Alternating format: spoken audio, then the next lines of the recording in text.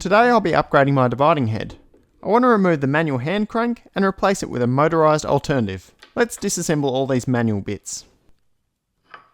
I worked through a few design iterations before settling on the design shown. Let's start off with the backplate. I'll use this aluminium so I don't have to worry about rust or any surface treatment.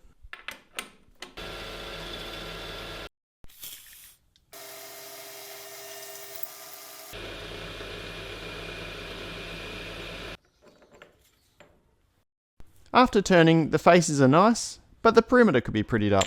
The piece is a bit too short for conventional work holding in a chuck, so I'll pressure turn it, relying on friction between the headstock and the tailstock.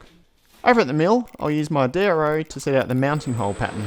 I'm stepping through drill sizes, centre drill to start the hole, a through hole, and a larger drill to make a pocket for the screw head, and then finishing off the top edge with a countersink.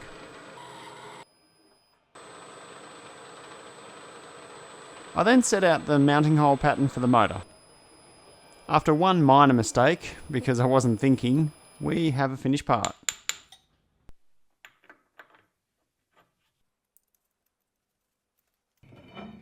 Now for the drive adapter. This will connect between the input shaft of the dividing head and a flexible drive coupler, and this will be attached to the stepper motor. I roughed this input shaft down to size, and I made it longer than required to allow for work holding in the next few operations. So removing the chuck, flipping it around, and mounting a collet chuck for improved concentricity. I drilled and bored the opposing side, and this connects to the dividing head directly. Taking it over to the mill, I'm going to use a collet block in order to drill and tap for the set screws. I initially set out making 2 opposing screw locations, but I later decided only 1 screw is better. 2 screws compete for contact, while a single set screw secures the shaft firmly against the adapter. Then at the lathe I parted off the excess shaft because I don't need the excess work holding allowance now.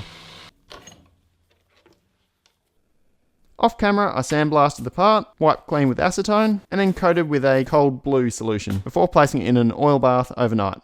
The cold blue is cosmetic and prevents rust.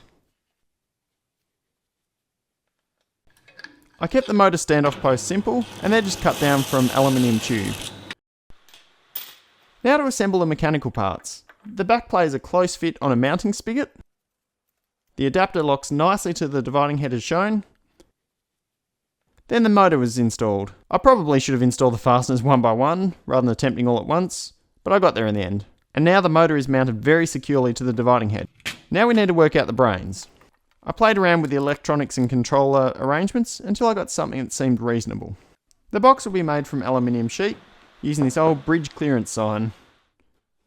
I used my miter saw to rough cut everything, and then the table saw and miter gauge to more precisely cut the final size.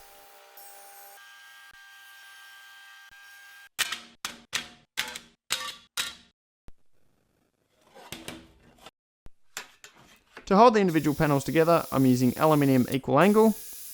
This is chopped to size on the miter saw and pop riveted together. A few pop rivets and things were starting to take shape.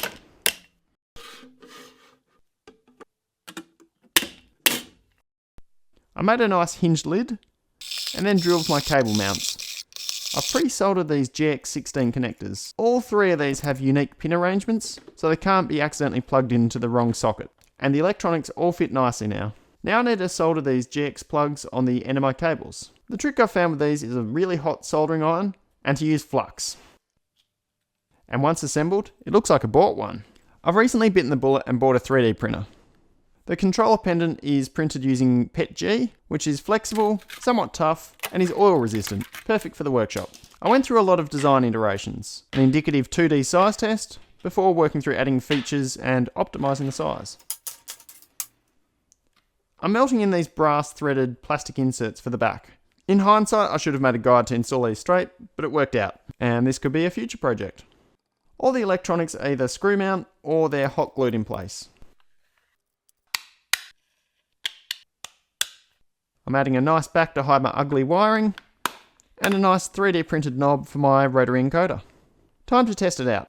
Plugging in the motor, and the pendant. As mentioned before, each of these plugs has a unique pin arrangement, so they can't be mixed up.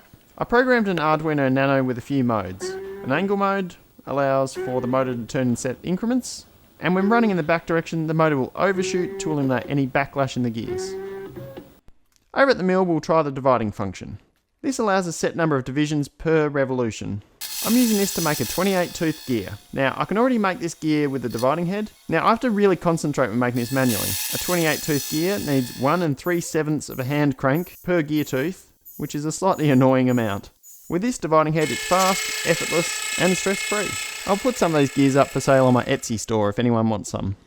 They'll suit an AL 960B lathe. I've also built in a CNC mode. Following from a previous video, I've made an option for my surface grinder to be fully CNC controlled.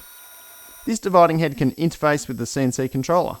The CNC mode will bypass the Arduino, and it will default to CNC mode if the pendant is not connected. The hex part of these rotary broaches takes about 10 to 15 minutes just to grind the hex. As time is a scarce resource for me, it makes sense to automate things like this. Overall, I'm pretty happy with the outcome. The final touch is to laser engrave the pendant and put it to further use. Thanks for watching.